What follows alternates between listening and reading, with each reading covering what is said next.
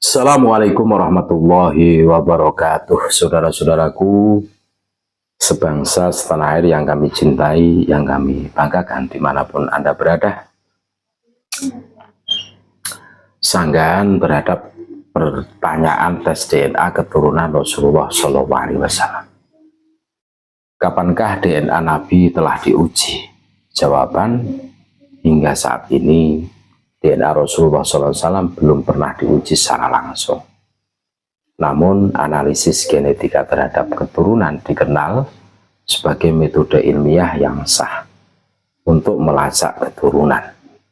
Penelitian berbasis haplogrup J1 yang diduga kuat terkait dengan keturunan Nabi melalui jalur Sayyidina Hasan dan Sayyidina Husain adalah pendekatan yang digunakan oleh para ilmuwan. DNA nenek moyang tidak harus diuji langsung, melainkan dijelaskan melalui sampel dari keturunan yang terverifikasi.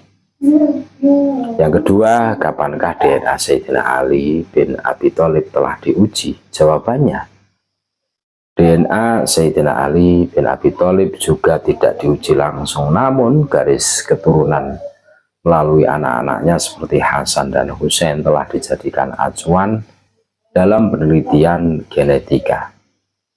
Analisis ini tidak memerlukan akses langsung ke DNA Ali bin Abi Thalib, karena haplogrup dapat dilacak melalui keturunan yang valid secara historis. Yang ketiga, kapan DNA Sayyidina Ali telah diuji? Jawabannya, kapan DNA Sayyidina Hasan telah diuji? Jawabannya, DNA Sayyidina Hasan tidak diuji secara langsung. Penelitian genetika terhadap keturunan Sayyidina Hasan dilakukan dengan menganalisis DNA dari individu yang diakui sebagai keturunannya melalui jalur sejarah dan nasab yang jelas. Konsep ini digunakan dalam studi genealogi modern. Yang keempat, kapan DNA Sayyidina Husain telah diuji?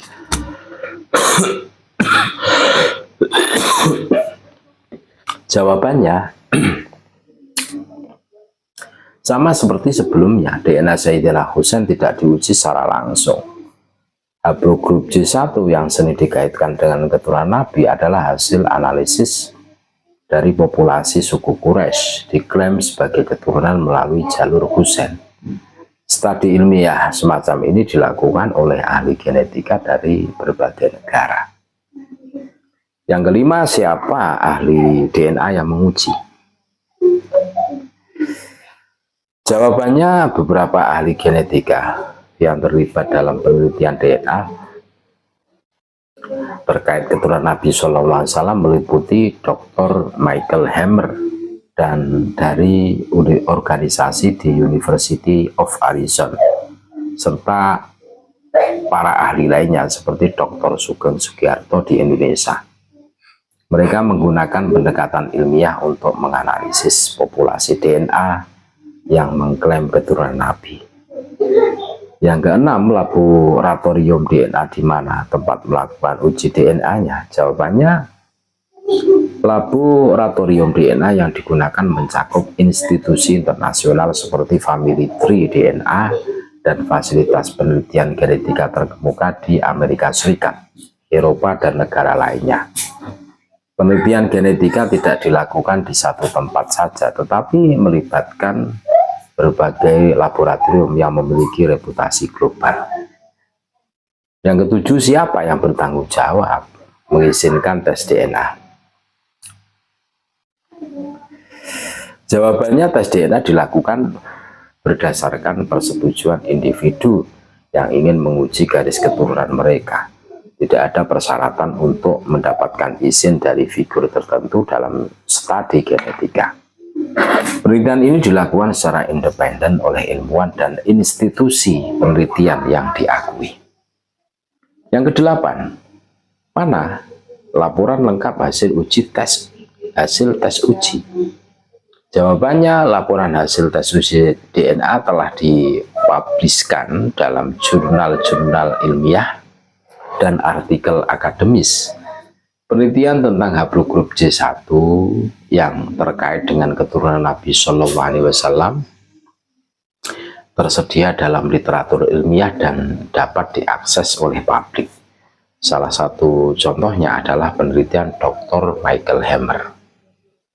Yang kesembilan, siapa saja tokoh ulama, ahli nasab, ahli DNA yang menandatangani dan bertanggung jawab atas hasil tes DNA?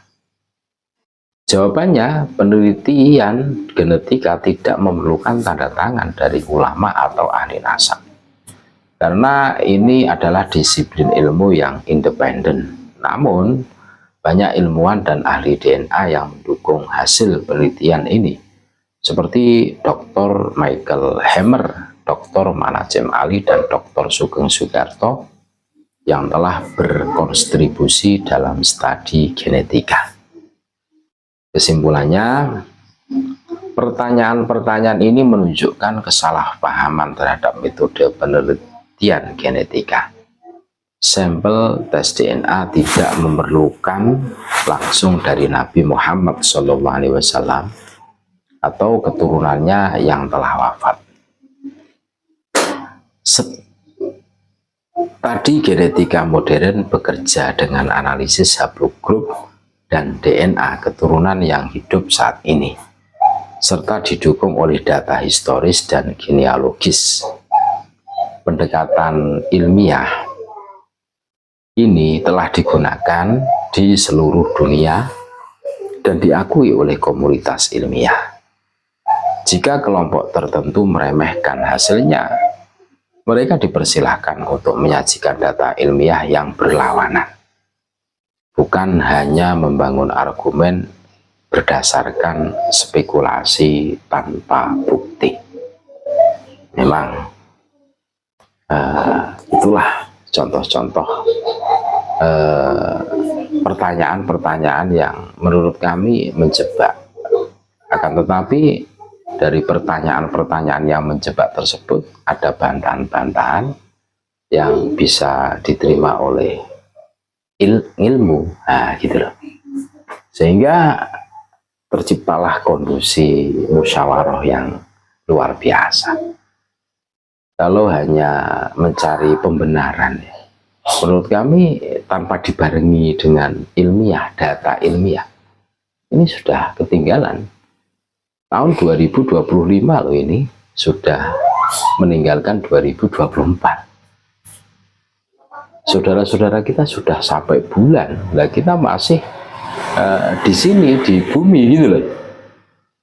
Maksudnya apa? Kita harus cerdas. Kita harus membuka wawasan fikroh kita agar kita itu jangan stuck. Kita harus berusaha untuk menjadi lebih baik dan lebih baik. Terima kasih. Tetap NKRI harga mati Nusantara milik kita. Assalamualaikum warahmatullahi wabarakatuh.